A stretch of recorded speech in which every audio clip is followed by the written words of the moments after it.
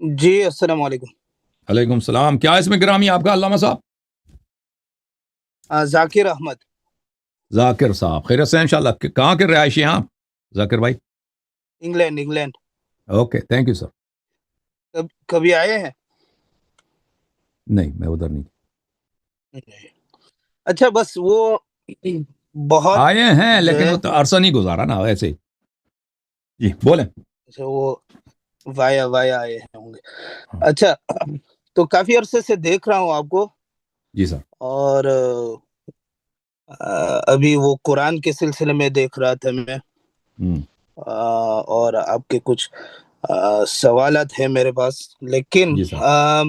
سب سے پہلا سوال تو یہ ہے کہ جو ابھی آپ بتا رہے تھے، میں سن رہا تھا کہ آپ کے نزدیک زید بن ثابت بھی مسلمان تھے، آپ کے نزدیک بھی شیعہ حضرات کے یہاں. کون مسلمان ہے؟ زید بن ثابت؟ جی ہاں جیسے مسلمان ہوتے ہیں نا، جو مسلمان ہوتے ہیں عام مسلمان، اس طرح ایک مسلمان تھا وہ. اہل بیت علیہ کوئی السلام کا یہ دشمن تھا. حوالہ ہے آپ کے پاس؟ جی معاف کرنا، کوئی حوالہ ہے آپ کے پاس جس میں فہرست ہے سارے مسلمانوں؟ وہ رسول صلی اللہ علیہ وسلم کی حدیث ہے میرے بھائی. انی تارکن فیکم من ان اخذتم به لن تضلوا بعدی ابدا کتاب اللہ و عزت اہل بیت. کہ جس نے بھی قرآن اور اہل بیت علیہ السلام کی اتباع کی، جس نے بھی، وہ ہدایت پر ہے. جس نے نہیں کی وہ ہدایت پہ نہیں ہے. زید بن ثابت وہ اس نے کلمہ پڑھایا، اس نے شہادتین پڑھی ہے، لیکن اس نے اہل بیت طاہرین علیہ السلام کی اتباع نہیں کیا، تو اس لیے وہ ہدایت پہ نہیں تھا. مسلمان تھا لیکن ہدایت پہ نہیں تھا، وہ گمراہ تھا. جیسے بقیہ بہت اکثر صحابہ کی اکثریت ہے نا جنہوں نے اہل بیت علیہ السلام کی اتباع نہیں کی. یعنی گنہگار تھے. یعنی ہم گناہ کار اور منحرف، حق سے منحرف، گمراہ. اور یہ ہم اپنی طرف سے نہیں کر رہے ہیں، رسول صلی اللہ علیہ وسلم کی حدیث ہے لن تضلوا. گمراہ نہیں ہوگے. گمراہ نہ ہونے کا ایک شرط ہے قرآن اور اہل بیت علیہ السلام کی اتباع. صحیح ہو گئے. جی. اچھا تو آپ نے جو پتہ نہیں وہ کسی پاکستانی عالم سے آپ نے بات کی اس سلسلے میں، وہ حضرت علی رضی اللہ تعالی عنہ کا مصحف اور حضرت عثمان رضی اللہ تعالی عنہ کا مصحف، اسی طریقے سے وغیرہ. تو اس میں ایک بات شاید آپ کی رہ گئی تھی، جس میں آپ نے تو وہ تو بتایا کہ جو ہے کہ آپ کے ائمہ کی طرف سے یہ حکم ملا کہ جو قرآن ابھی موجود ہے اسی کو پڑھتے رہو اور اسی سے جنت حاصل کرو. تو یہ جو پریزرویشن ہے جو علی رضی اللہ تعالی عنہ نے جو کیا پریزرویشن اس مصحف کا، تو وہ کس طریقے سے ہوا؟ یعنی جو امام مہدی علیہ السلام. ہاں جی. کیونکہ رسول صلی اللہ علیہ وسلم کو اللہ نے بھیجا تھا، ان کے بہت سارے فرائض تھے. ان میں سے ایک اہم فریضہ یہی تھا کہ قرآن کی آیات تو لوگوں تک پہنچائے اور قرآن کی حفاظت کرے. کیونکہ رسول صلی اللہ علیہ وسلم خود کہتے تھے کہ مجھ سے پہلے جو امتیں تھیں انہوں نے وحی کے ساتھ غداری کی. نبی صلی اللہ علیہ وسلم سے پہلے جو یہود نصارہ تھے انہوں نے اپنے نبی کے مرنے کے بعد انہوں نے کتاب میں چینجز کیے. تو یہ تو پتہ تھا، اور نبی صلی اللہ علیہ وسلم دنیا سے گئے اور ان کا جو معاشرہ ہے وہ لکھنے پڑھنے والا معاشرہ ہے نہیں، وہ ان پڑھ لوگ ہیں. ان میں سے کچھ ہے جن کو لکھنا پڑھنا آتا ہے. تو نبی صلی اللہ علیہ وآلہ وسلم نے اس قرآن کو پریزرو کرنے کے لیے، تاکہ اس قرآن میں اضافہ نہ ہو، کمی نہ، بلکہ پورا دین، جو دین ہے وہ صحیح ملے، کامل ملے، بغیر کسی کمی زیادتی کے. تو وہ اس نے امام علی علیہ السلام کو اپنا وصی بنایا پورا دین کے پریزرو کرنے کے لیے، اور اسی طرح قرآن مجید کو ان کو ذمہ داری دی ہے کہ تم قرآن مجید کو جمع کرو. ٹھیک ہے نا. جو شیعہ مولوی آتے ہیں کہتے ہیں کہ نبی صلی اللہ علیہ وسلم نے خود قرآن جمع کیا، وہ بیوقوف ہیں، احمق ہیں، ان کو شرم نہیں آتی. ان کو کیسے نبی صلی اللہ علیہ وسلم پہ تہمت لگاتے ہیں. نبی صلی اللہ علیہ وسلم نے پورا قرآن لکھوایا تھا، امیر المومنین علیہ السلام کو لکھوایا تھا، لیکن جمع کرنے کی ذمہ داری امیر المومنین علیہ السلام کو دی تھی کہ میرے مرنے کے بعد تم نے جمع کرنا ہے، تاکہ قرآن کے ساتھ وہ نہ ہو جو عیسیٰ علیہ السلام کی کتاب اور موسیٰ علیہ السلام کی کتاب اور داؤد وغیرہ انبیاء علیہ السلام کے کتب کے ساتھ ہوا. تو امام علی علیہ السلام نے فوراً قرآن جمع کیا نبی صلی اللہ علیہ وسلم کے مرنے کے بعد، اور صحابہ پہ عرضہ کیا کہ دیکھو یہ قرآن ہے، اس کو لے لو. نبی صلی اللہ علیہ وسلم اس زمانے میں صحابہ نے اپنی حکومت بنائی تھی، امیر المومنین علیہ السلام کو پیچھے ہٹا دیا تھا. ان کے گھر پہ حملہ بھی ہوا تھا، لیکن اس کے باوجود امام علی علیہ الصلوۃ والسلام نے انہوں نے دشمنی کا آغاز کیا تھا، بے عزتی کی تھی اہل بیت علیہ السلام کی اور بے حرمتی کی تھی، لیکن اس کے باوجود حجت اتمام حجت کے لیے لے کے گئے تھے، قرآن میں نے جمع کیا ہے، تم یہ نہیں کہنا کہ بھئی علی علیہ السلام کے پاس قرآن تھا اس نے ہمیں دیا نہیں۔ تو صحابہ کا لیڈر ابو بکر عمر تھے، تو ان لوگوں نے کہا تھا نہیں جی ہمیں نہیں چاہیے آپ کا قرآن، لے کے جاؤ۔ تو امام علی علیہ السلام نے فرمایا تھا اگر آج میں لے کے گیا تو پھر تم اس کو نہیں دیکھو گے جب تک میرے بیٹے امام مہدی علیہ السلام آئیں گے۔ تو وہ قرآن کو لے کے گئے، اور یہ قرآن اہل بیت علیہ السلام کے پاس تھا اور آج بھی ہے امام مہدی علیہ الصلوۃ والسلام۔ تو اس قرآن دیکھیں، اس کے بعد ابو بکر عمر نے دیکھا کہ ہمارے پاس تو قرآن نہیں ہے، کیا کریں؟ پھر انہوں نے اپنی زید بن ثابت کو کہا کہ تم قرآن جمع کرو۔ تو زید بن ثابت نے کہتا ہے اتنا مشکل کام ہے کہ پہاڑ کہتے تھے پہاڑ اپنی جگہ سے اٹھاؤ، میرے لیے زیادہ مشکل تھا، تو میں نے قرآن جمع کیا ہے، کسی کو زبانی یاد ہے، کچھ آیت وہاں سے لکھا ہے، کسی پتھر پہ لکھا ہے، تختی پہ لکھا ہے، ہڈی پہ لکھا ہے، تو میں نے جمع کیا اور مجھے یہی ملا ہے بس۔ اس نے کبھی نہیں کہا کہ یہ کامل میں نے جمع کیا، نہ عمر نے کہا، نہ ابو بکر، نہ عثمان، کسی نے کہا، صحابہ میں سے کسی نے نہیں کہا یہ کامل ہے، کسی کی اگر حدیث ہے تو دکھاؤ۔ انہوں نے یہ نہیں کہا، انہوں نے کہا اگر ہمیں زیادہ ملتے تو ہم مزید سورے بناتے۔ عمر نے بھی کہا، زید بن ثابت خود نے کہا کہ اگر ہمیں مزید آیتیں ملتے تو میں مزید صورتیں بنا لیتا آپ لوگوں کے لیے۔ تو ان کی حالت یہ ہے۔ تو اس کے برعکس صحابہ کے اقوال میں بہت ہیں کہ قرآن کی آیات نہیں، فلان آیا سورہ احزاب جو ہے، سورہ بقرہ جتنی یا اس سے بھی لمبی ہوتی تھی، اس طرح کی باتیں کہ قرآن کے بہت سارے آیات کھو گئی ہیں، تو ان کی شہادتیں موجود ہیں۔ تو عرض یہ ہے کہ یہ قرآن اب کہاں ہے؟ یہ قرآن پورا دین، نہ صرف قرآن، پورا سنت، رسول صلی اللہ علیہ وسلم کا علم۔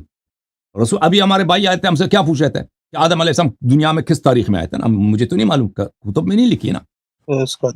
ہاں، بائبل وغیرہ میں کچھ آیتیں ہیں، بائبل میں، انجیل میں، کہ اس سے یہ اندازہ ہوتا ہے کہ 6000 سال پہلے، لیکن بائبل نے نہیں کہا کہ وہ 6000، لیکن اس کا کچھ حساب لگا کے 4-5 آیتوں کو ملا کے کچھ لوگ نکالتے ہیں 6000۔ ہاں، تخمیناً 6000، لیکن وہ بائبل ہے، وہ محرف ہے، اس پہ ہمارا ایمان نہیں ہے نا۔ لیکن ابھی رسول صلی اللہ علیہ وسلم اگر ہوتے نا، اس سے پوچھ، وہ فوراً جواب دیتے کہ 50,000 ہوا ہے، کتنا سال ہوا وہ بتا دیتے بھائی، اس زمانے میں کیسے کیسے مخلوقات تھے زمین پر، ڈائناسور کا وہ بتا دیتے بھائی۔ رسول صلی اللہ علیہ وسلم پورا ماکان و ما یکون کا علم ان کے پاس تھا، مستقبل میں کیا وہ بتا دیتے۔ تو یہ جتنا علم تھا اللہ نے جو رسول صلی اللہ علیہ وسلم کو عطا کیا تھا، اس لیے عطا نہیں کیا تھا کہ اس کو مرنے کے بعد ختم کرنے کا، بھائی یہ رسول بھی مر گئے صلی اللہ علیہ وسلم، یہ علم بھی دنیا سے چلا گیا، ختم ہے جی، وہ کچھ نہیں۔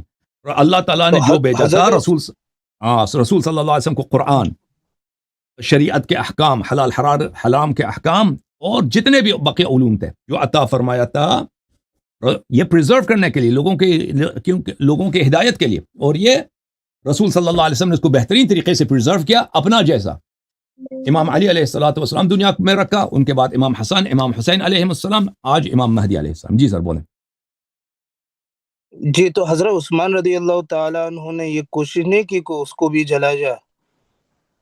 یہ کچھ ہے آپ کے پاس؟ دیکھیں، عثمان صاحب نے سب قرآن جلا دی نا، بقیہ، لیکن وہ ان کو جو قرآن ملتا تھا وہ جلاتے تھے نا، جو قرآن نہیں ملتا تھا وہ نہیں جلا سکتے تھے۔ تو انہوں نے حکم صادر کیا کہ جو جہاں بھی قرآن ہے، قرآنوں کو جمع کر کے جلا دو۔ صحابہ نے جو قرآنیں لکھی تھیں، ابی ابن کعب، اللہ آپ کا بھلا کرے، عبداللہ ابن مسعود، وہاں پہ وہ لوگ قرآنوں کو جلاتے تھے، اور بھی بہت سارے لوگوں تھے جنہوں نے قرآن جمع کیا تھا، صحابہ کے، مثلا عبداللہ ابن مسعود نے اپنا کوئی کاپی بنایا تھا نا قرآن کا، تو دوسروں نے بھی، تو انہوں نے کوشش کیا تھا اپنی طرف سے، ان کو جلایا گیا۔ جو ان کو نہیں ملا تو وہ تو نہیں جلا سکے نا، اہل بیت علیہ السلام نے اپنا پریزرو کیا۔